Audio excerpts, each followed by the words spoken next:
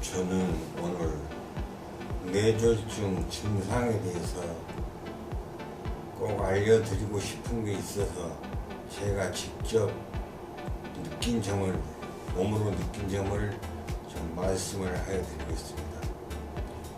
자동차도 뭔가 조금 이상이 있으면은 그때 가서 고장식 가서 점검을 해야 되는데 점검을 안 하면은 고장이 나잖아요. 큰 고장이. 이 사람 몸도 마찬가지입니다. 제가 중증 근무력증으로서 한 30년 차가 됐어요. 그래서 다니는 병원에 신경과 교수 선생님이 하도 다니니까 한 30년을 같이 이렇게 하니까 제 다해서 다 알아요. 그런데 제가 어떤 증상을 얘기를 했을 때 조금 신경 써서 들었으면 좋았을 텐데 제 말을 흘려 들은 거예요. 제가 이제 이렇게 나와서 신발을 신어 나오다 보면은 좀 이게 좁잖아요. 그래서 자꾸 이쪽 왼쪽으로 쏠리고 오른쪽으로 쏠리고 자꾸 그러는 거예요. 그래서 뭐가 좀 이상하다 그런 생각을 했었는데 가서 그런 얘기를 한번 했어요. 제가 그렇다고 몸이 그렇다 보니까 그 교수님 하는 얘기가 나이를 먹으면 다 그런다고 그래요. 4년 전이니까 그 뒤로 그런 조짐이 몇 번 왔어요. 그래서 이제 자꾸 얘기를 하니까 치매 검사를 해보자고 하더라고요. 근데 치매 검사를 했더니 아무 이상이 없어요. 그래서 이제 저는 설마 뇌졸중 이런 생각은 전혀 하지를 못했고요. 그래서 이제 치매 검사를 여기서도 하고 저기서도 하고 몇 번 했어요. 그런데 아무 이상이 없어요. 그러다가 이제 그 병원에 이제 그렇게 한 몇 달이 됐을까요? 한 3달 정도 됐을까요? 그런데 제가 그 사무실에서 일을 하고 있는데 갑자기 일어서는데 팩 꼬그라지는 거예요. 이렇게 왼쪽으로. 오른쪽인 것 같아요. 오른쪽으로 팩 꼬그라졌는데 이거 일어날 수가 없는 거예요. 손이 말을 안 들어요. 어떻게 기어가지고 올라가서 의자에 앉았어요.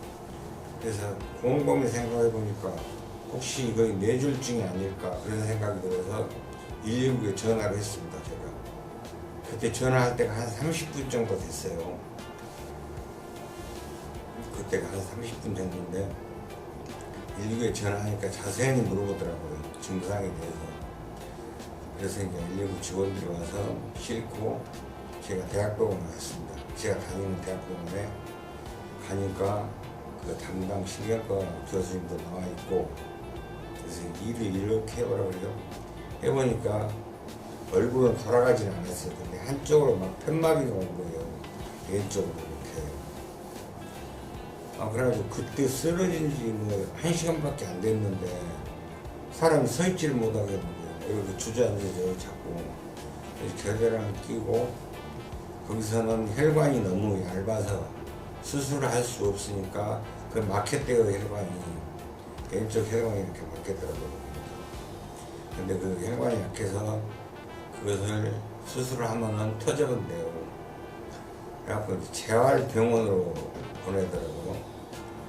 그래서 그 재활병원에 가서 고생했던 얘기를 정말 서글프고 서러운 얘기를 제가 조금만 할게요.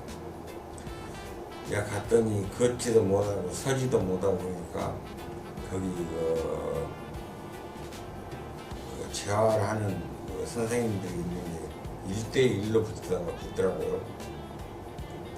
그래서 이제 운동 시간에 제가 나가서 허리에다 이렇게 혁대를 차고 줄을 위에다 놓고 걷는데 고개를 못 가는 게 있는 거예요. 자꾸 그렇게 흔들흔들하고 하면서 무슨 생각을 했냐면은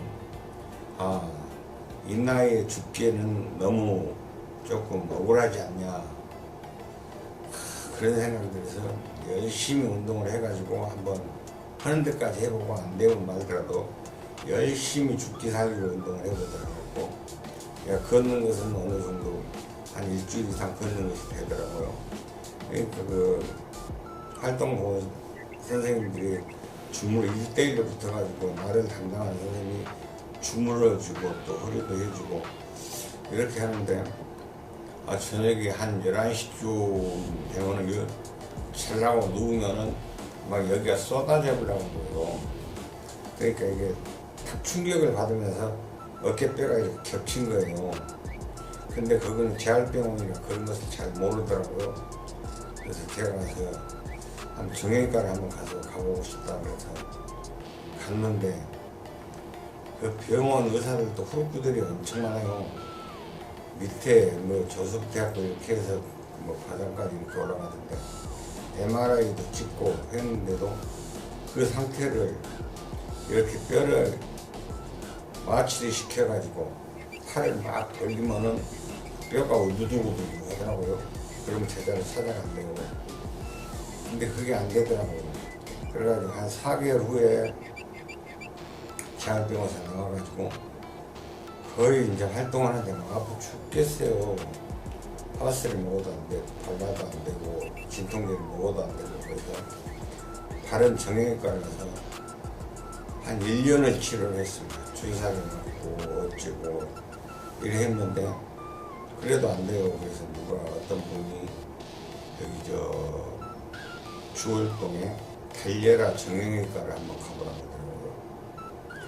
그래서 거기를 가서 담당 교수님이 박상하 교수님인데 엑스레이만 찍고 다른 것을 찍도 않았어요. 엑스레이만 찍고 딱 보더니 알더라고요.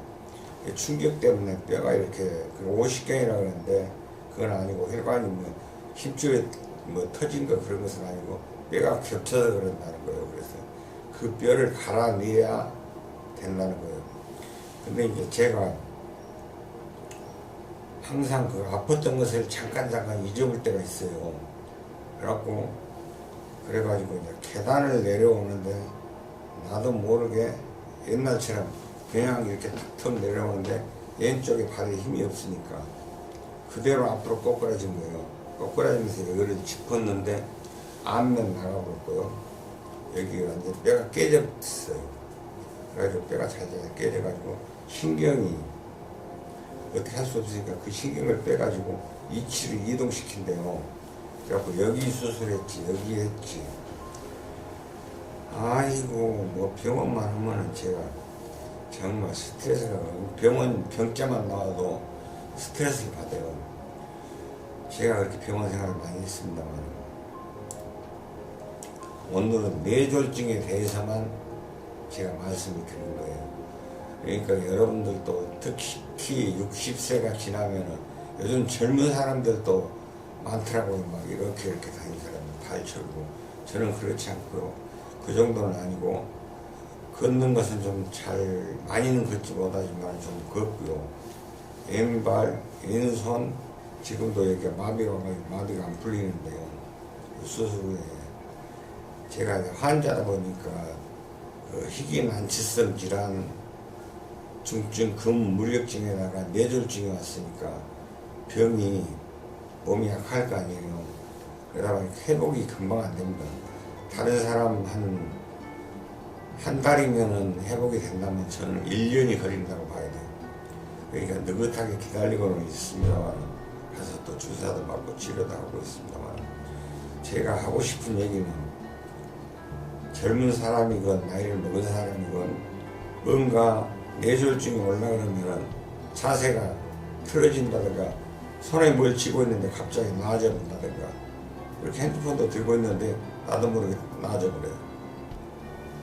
그런다든가 무엇을 이렇게 잡았는데 힘이 없이 잡아요. 그러고 턱 놓치고. 근데 설마 이게 뇌졸중이니까 뇌졸중은 전혀 생각을 못했고요. 거기서 제가 조금 머리가 영리하다든가 주위 사람들이 그건 뇌졸중 증상이니까 좀 가봐라 했다든가 그러면은 제가 미리 가서 치료를 했으면은 이런 일은 없었을 거예요. 근데 반신불수가 되다시피 해가지고 한 4년 동안 제가 그 의료 수선업을 하고 있는데요. 4년 동안 일을 못하고 있었어요. 그러다가 나이도 있고 그러니까 저희 딸이 아빠 집에만 있으면 그러니까 사무실을 하나 내줄 테니까 아빠가 나가서 용돈 번다 생각하고 있는 기술이니까 서서히 해봐라 그래요. 그래서 하는데 보통 옛날에는 뭐 12시간 일을 해도 안 피곤해요. 그런데 지금은 4시간만 딱 일을 하면 눈도 잘 안 보이고 고개도 아프고 허리도 아프고 그래서 이 안마의자를 놓고 항상 여기다 뒤에 대고 안마를 하고 좀 쉬었다가 하고 그러거든요. 그러니까 50분 일하고 10분 일하고 여기에서 이제 그때 이제 또 이 얘기를 하는데요. 뇌졸중이 크게 한번 오고 나면은 2-3달 후에는 반드시 뇌졸중이 또 옵니다. 근데 잘게 크게 온 사람도 있겠지만은 저는 조금 적게 2번, 3번 이렇게 왔었거든요. 그때도 이제 응급실에 가서 치료하고 입원해가지고 치료하고 그랬었는데 이 뇌졸중이 얼마나 무섭냐면요. 썽썽한 사람이 8달 운전하고 잘 다니던 사람이 태어나가지고 이제 운전을 이렇게 하고 가는데 제 눈에는 반듯하게 가는 거예요. 이렇게 가는데 차가 한쪽으로 중앙선을 물고 가는 거예요. 그래서 몇 번, 2-3번 그런 일이 있어서 아차 안 되겠다. 그래서 차를 팔고 지금 택시를 타고 다니고 있습니다. 근데 차가 있던 사람이 없으니까 굉장히 불편해요. 근데 어떻게 합니까? 참아야죠. 어제 저희 딸이 와서 그런 얘기 하더라고요. 아빠, 바람 쐬고 싶다든가 어디 바닷가를 가고 싶다든가 그러면은 말하래요. 제가 태워다 준다고. 근데 그게 말이니까 쉽지 됩니까? 안 그러면 택시 타고 가래요. 택시 타고 가면 몇십만 원씩 줘야 되는데 그게 또 그렇게 안 되잖아요. 그래서 여러분들은 몸이 한쪽으로 좀 쏠린다든가 뭔가 내 몸이 좀 이상하다, 뭘 잡았는데 자꾸 놓친다, 그러면 뇌졸중을 의심해 봐야 됩니다. 그리고 정확한 검사를 해서 치료를 해야지 평생 뇌졸중 와가지고 바보처럼 살 수는 없잖아요. 뇌졸중에 저짐이 보인다면은 요즘은 챗GPT나 제미나이나 제가 그 AI 공부를 하고 있거든요. 거기에 물어보면 자세히 알려줍니다. 증상을 딱 얘기하면 벌써 알아요. 가서 병원에 가면은 똑같은 얘기를 합니다. 근데 의사들은 또 내가 챗GPT한테 물어봐서 그랬다면 굉장히 기분 나쁩니다. 자존심 상해하고. 그런 얘기는 하지 말고요. 본인만 알고 있고 검색을 해보십시오. 챗GPT 밑에다가 쭉 써가 증상이 이런데 어떤 증상일까요? 이렇게 제목이 좀 셌네요. 하면은 자세히 알려주니까 그 얘기는 뇌졸중에 대해서는 오늘 여기서 마무리하고 다음에는 개실염, 천공, 대장이 이렇게 헐어가지고 그 사이에 구멍이 나서 대변이 새는 걸 천공이라고 그래요. 거기에서 다음에 또 이 다음 영상에 제가 한번 해서 올릴게요.